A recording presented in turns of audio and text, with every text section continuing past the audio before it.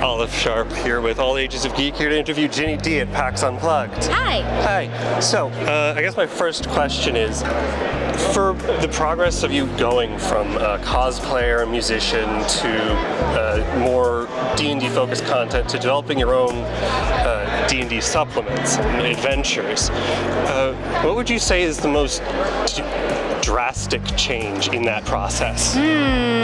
That's such a good question. I feel like the biggest change is that when I was cosplay focused, I was mostly using other people's creative ideas to create like replications of those. So it was a lot of my fandom being brought forth in creative ways, but I was still centering my work around other people's creative work.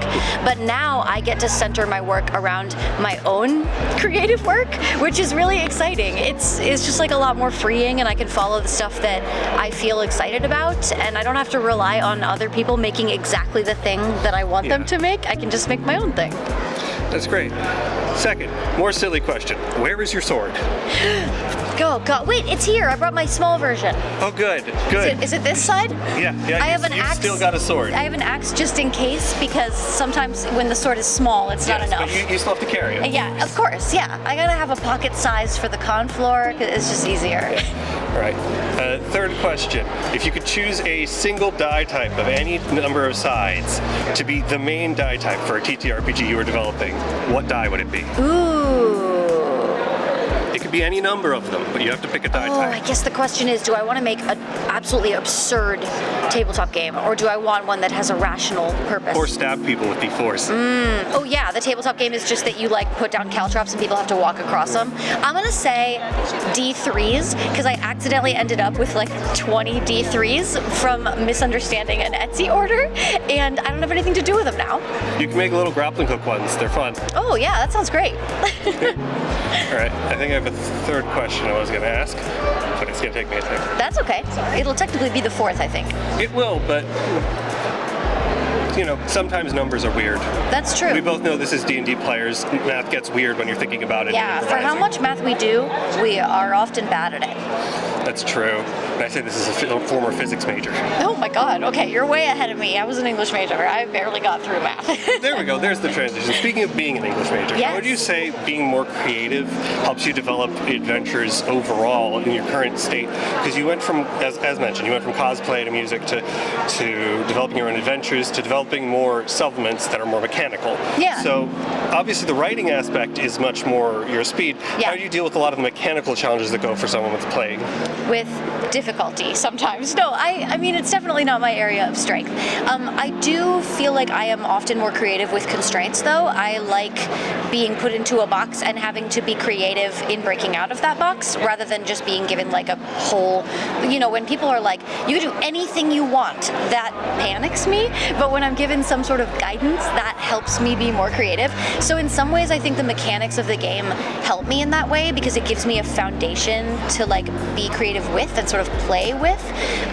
But I still really do not do great with the numbers stuff, and so there are a lot of times when I'm putting together a stat block or something, and I have to do a lot of dedicated, focused review to make sure that like every modifier is correct and stuff. I need to like check each one. I don't have a good gut instinct for that. Sure. But I would say that like, because I am more of a writer, creator, and like a narrative creator, I can use the mechanics to bring to life the narrative concepts I have in my head, rather than like, trying to focus up on the math. It's like those are tools that I use to tell the story. Yeah. So as All Ages of Geek is more of a creator-focused channel, I guess the next question is more over the development of your YouTube channel.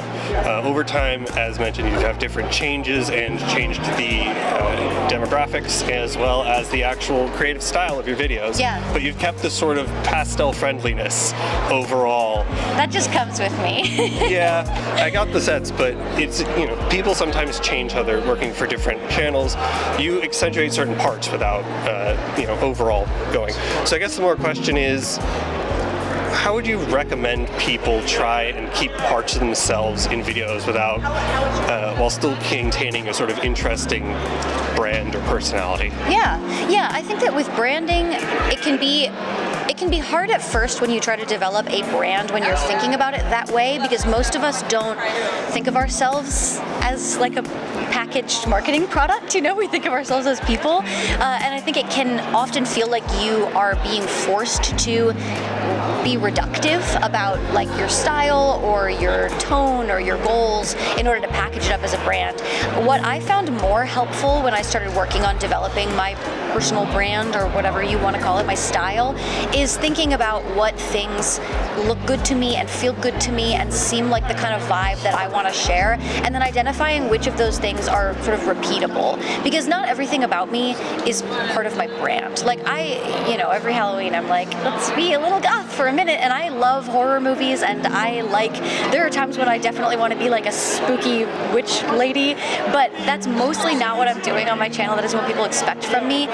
It's not like I can't do that stuff, but I think about like, what are all the things about my style that I enjoy? I like pastel, I like flowers, I like being cutesy and girly and whatever, and so I take those things and I say, I would be happy doing that every week. I like that enough to repeat it, and that sort of ends up being something that I build foundationally into my work. And there are other things about me that like the internet will probably never know, because they're just like not the kinds of things that are going to show up week after week. Yeah. So I think it's less about like invent things that you can repeat, and it's more about find the parts of yourself that already exist that you will not be annoyed if you do them over and over, you know? Yeah. All right, and then I guess for the last thing is, do you have anything you want to plug, or you're doing here, friends, what you're doing yourself, anything? I guess just I'm almost done selling my annual calendar, and they are always limited edition, exclusive to the year, so as soon as they're sold out, I never offer them again. And I actually am not planning on continuing to do these fine art fantasy calendars that I've been doing the last few years, so this is really the last chance to get that kind of calendar if anybody wants one. So they'll probably sell out like late December or early January, so if anybody is waiting, then this would be a good time to get that. Also, I believe you came out with an adventure recently? I did, yeah. I came out with a short, like a 6-session-ish adventure called The Corruption of Alder Glen. I sold out of them here at PAX Unplugged, but they're not sold out in my shop, so you can still get those. Sure, and Boons and Banes. And man, I just need to hire you. What should I be plugging? The Deck of Boons and Banes, the Game Master's Deck of Boons and Banes, which I collaborated with a real, actual, like big boy publisher on. So they're like in Target and Barnes and Noble and stuff like that, which is wild. I had them in my shop, but they sold out over Black Friday. But I will be restocking them, but you can also just get them on like Amazon or something if you want. It's been a pleasure talking to you. This is Ginny D. I'm Olive with All Ages of Geek. Bye.